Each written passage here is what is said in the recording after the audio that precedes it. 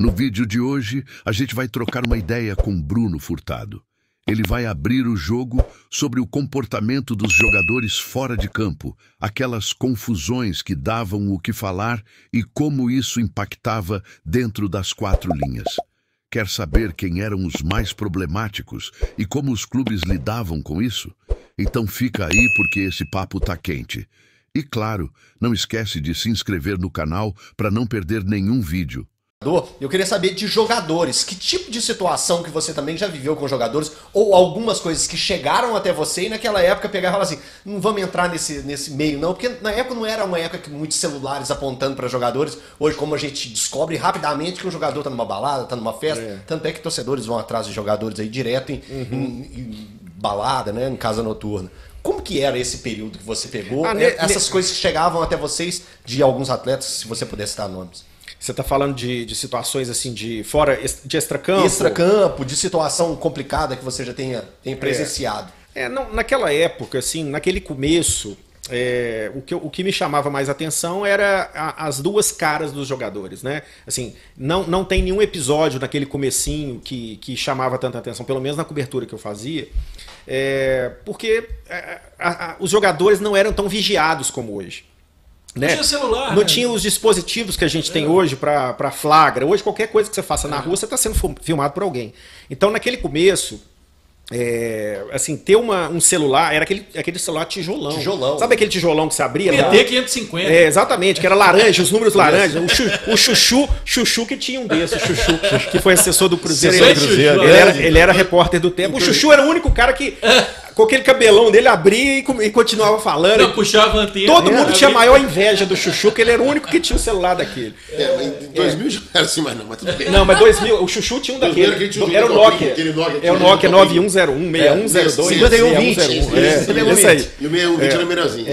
Mas não havia esse tipo de flagra que existe hoje, né? A gente sabia, jogador alugou a casa na Pampulha, tinha muitas essas coisas.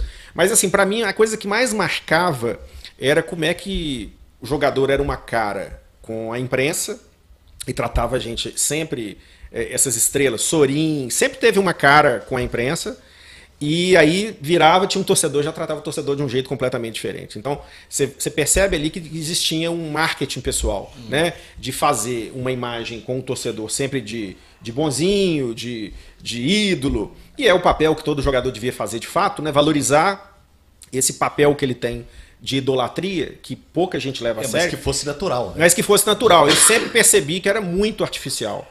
Né? E no tratamento com a imprensa, era um tratamento cheio de dedos, assim, com uma certa pose. O Sorin era o mestre disso.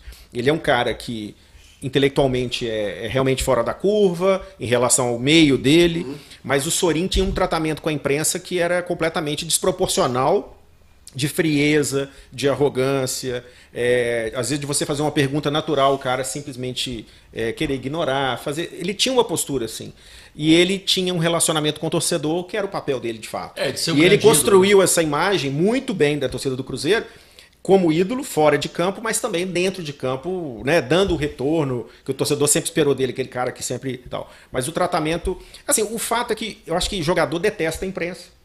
E acaba que a imprensa tem o seu papel de ter um distanciamento, de fazer ali uma cobertura mais ácida quando necessário, de jogar para cima quando necessário, que acaba que gera uma desconfiança, uma relação que nenhuma assessoria de imprensa é capaz, às vezes, de aproximar, né? Mas tem, obviamente, relações muito boas entre jornalistas e atletas, depende, obviamente, do perfil. Por exemplo, um cara que eu sempre achei muito arrogante, o Alex Talento. Eu tive sempre essa impressão quando eu entrevistava ele, dele se achar pra caramba. E o Alex é um cara... Também nesse perfil, né? Também nesse perfil. De ser culturalmente... Exatamente, Mas eu acho que no caso do Alex... Não pula esse vídeo. Não sai daqui ainda. Aliás, já comenta aqui embaixo. O que vocês estão achando do papo de hoje? Tá curtindo o conteúdo? Sua opinião é muito importante pra gente.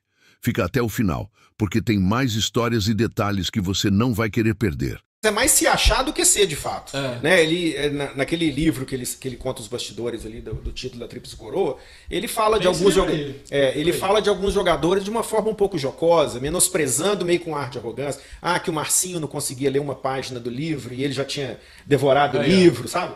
Esse tipo de comportamento mostra um pouco do que é o perfil do Alex. Mas eu sempre adotei esse tom mais distanciado, essa postura um pouco mais distanciada. Então fica à vontade. Eu nunca quis bajular jogador, nunca quis ser amigo de jogador.